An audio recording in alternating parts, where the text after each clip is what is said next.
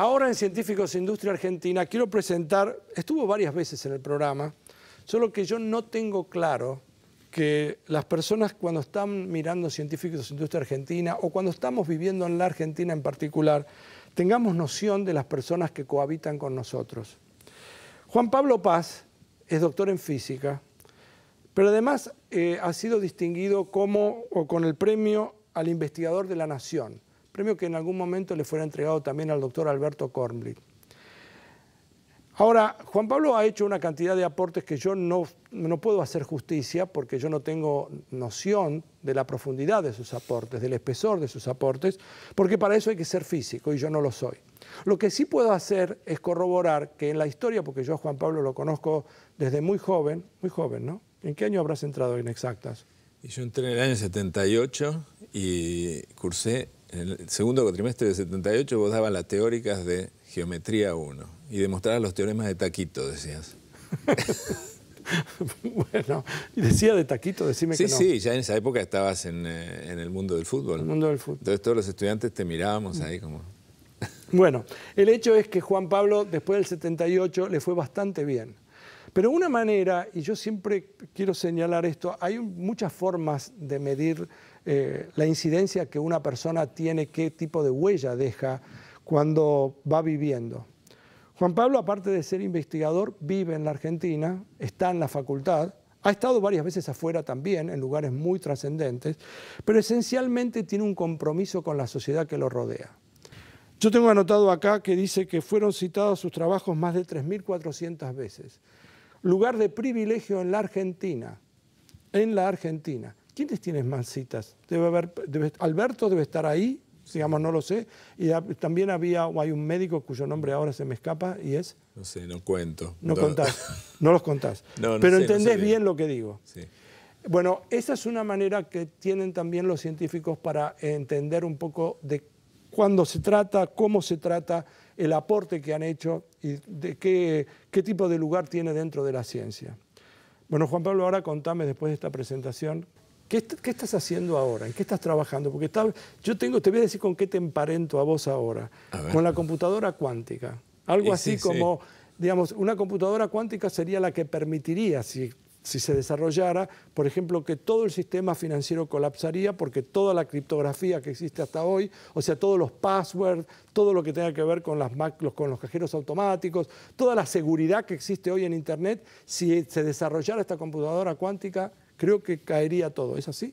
Tendría que ser reemplazada por otra que no sea vulnerable a estas computadoras, pero sí, efectivamente. ¿Cuán lejos estamos? Es mi tema de trabajo en los últimos 15 años, ya hace bastante, es la computación cuántica y los fundamentos de la física cuántica. O sea, yo me metí en la computación cuántica por un interés básico, no para romper las claves ni leer el correo electrónico de otra gente, ¿no? Para eso está Snowden.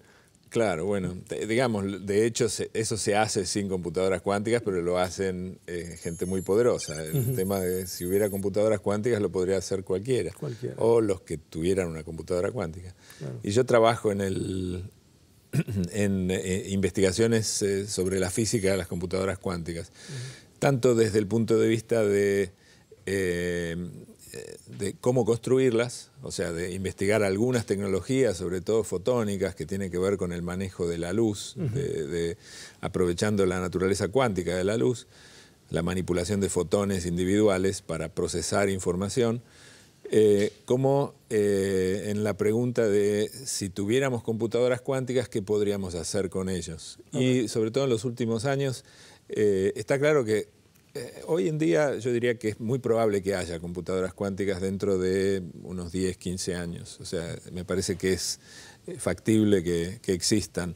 Pero antes de eso va a haber otro tipo de dispositivos que los llamamos simuladores cuánticos, que son sistemas que no son una computadora en el sentido de que no pueden ser programados para hacer cualquier cosa. Una computadora yo podría programarla y ejecutar un montón de programas, en principio cualquiera.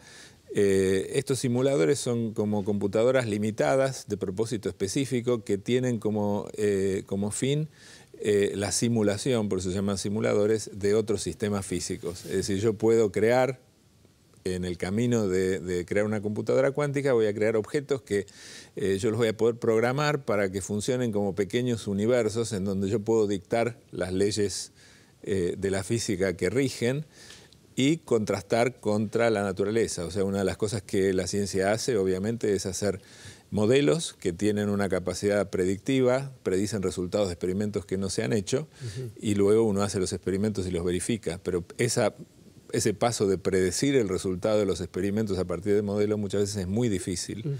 Uno trata de hacerlo usando computadoras de las que tenemos, pero el poder de cómputo de esas computadoras es limitado. Entonces, cuando el problema es predecir cómo se va a comportar una gran molécula, por ejemplo, o un material, qué propiedades de conductor eléctrico o térmico, etcétera, va a tener un dado material, puede ser muy difícil y las computadoras actuales eso no lo pueden hacer. Entonces, estas computadoras cuánticas podrían hacerlo. Podrían hacerlo.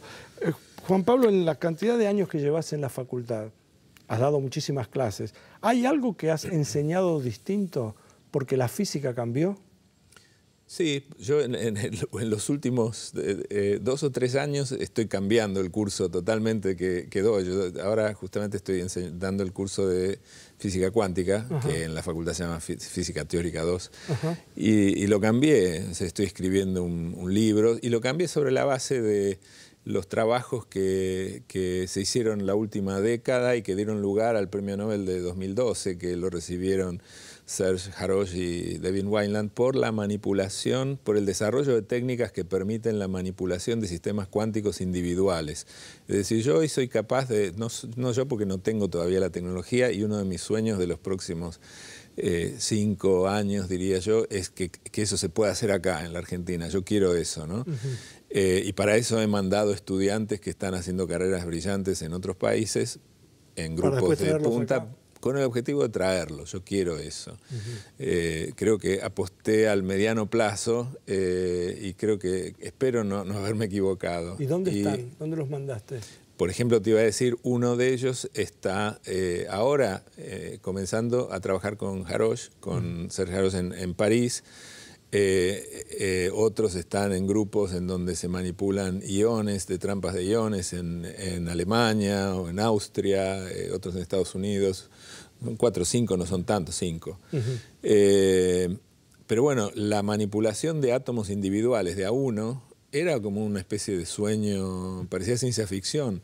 Fíjate que las propiedades de los átomos, el modelo de cómo es un átomo, que hay un núcleo y hay electrones dando vuelta y que si hago esto pasa tal cosa, etcétera, es algo que se infirió a partir de experimentos que se hicieron, por ejemplo, metiendo un gas adentro de una lamparita, haciendo una descarga eléctrica y viendo qué pasa. Sale luz, cómo es la luz, qué sé yo, uno analiza los colores, etcétera, y de ahí se infiere el modelo de cómo es un átomo.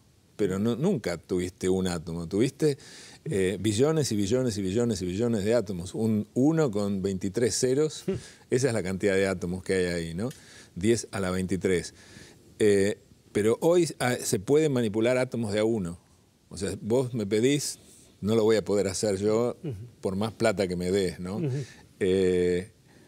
Poner un átomo aquí se puede hoy. No es y dejarlo. Lo que estás diciendo es increíble. Yo lo vi, yo veo muy mal, lamentablemente, pero en algunos laboratorios, uno de ellos en Alemania, donde tengo un estudiante trabajando, se atrapan iones, se llama, que son átomos a los cuales uno le arranca un electrón, ¿no?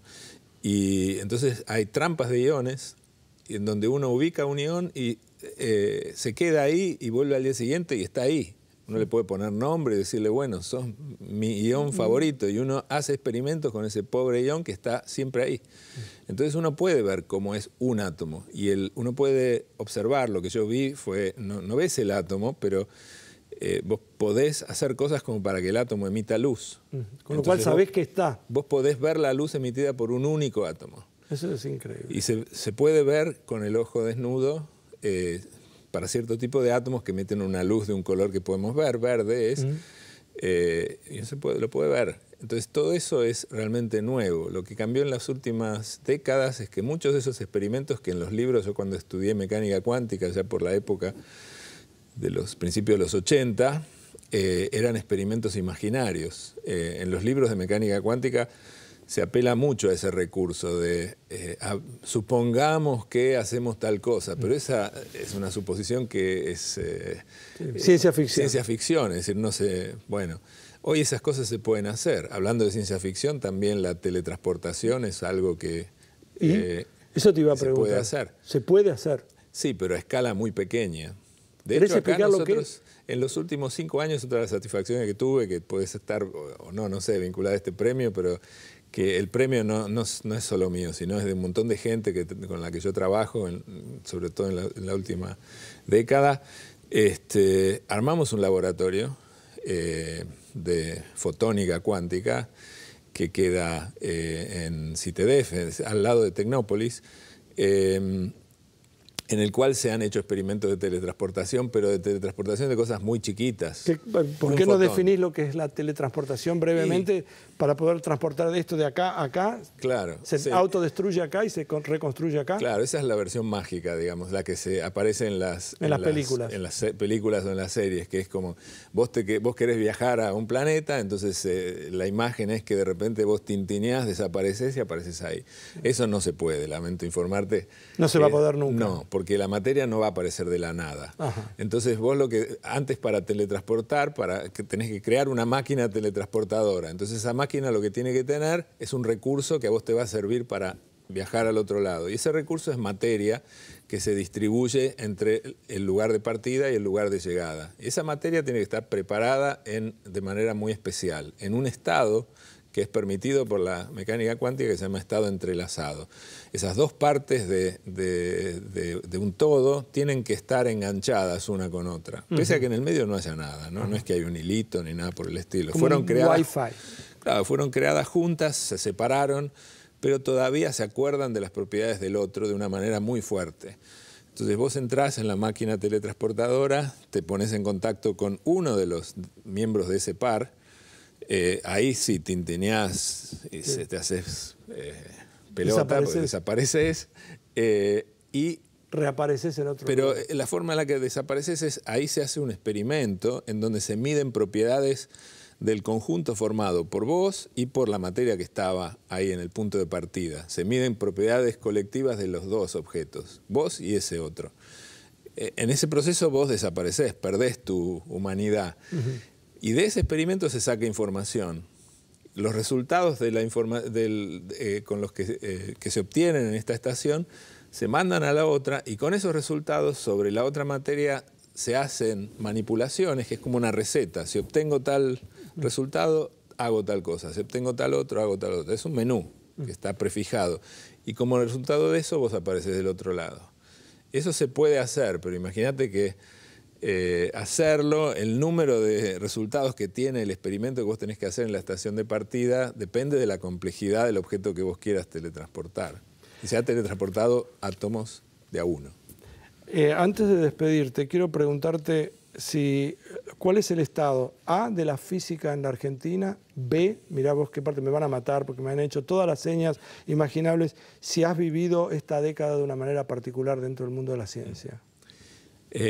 Sería el estado de la física en la Argentina. Yo creo que la física es una disciplina que tiene tradición en la Argentina y hay una masa crítica de gente que hace buena física. Y creo que en la última década, que sería la pregunta B, yo lo viví con mucho entusiasmo, como un renacer de la ciencia en la Argentina. Se ha avanzado muchísimo en términos de los recursos que hay y en términos de, por ejemplo, yo fui testigo a principios de los años 2000 de generaciones enteras de licenciados en física que se iban de la Argentina. Algunos, la gran mayoría porque no tenía trabajo, pero otros eran ya una cuestión cultural de que se tenían que ir porque acá no se podía uno desarrollar como profesional. Y hoy soy testigo de que en la carrera de física hay desocupación cero. Y eso para mí es como un contraste tan gigantesco. Saber que la persona que estudia acá va a terminar trabajando en INVAP, va a terminar trabajando haciendo satélites, o va a terminar manejando una central como Atucha, o va a trabajar en la Comisión de Energía Atómica, claro, ARSAT. Eso es un contraste que yo lo veo muy fuerte.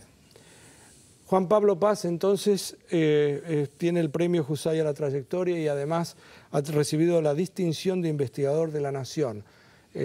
seguramente el premio más importante que la Argentina le puede otorgar a alguien que se dedica a lo que se dedica Juan Pablo, que es hacer investigación en ciencia. Es un gran orgullo para nosotros tenerlo en el programa, pero es muchísimo más grande el orgullo de tenerlo a Juan Pablo como argentino. Gracias, Juan. Seguimos entonces con Científicos Industria Argentina.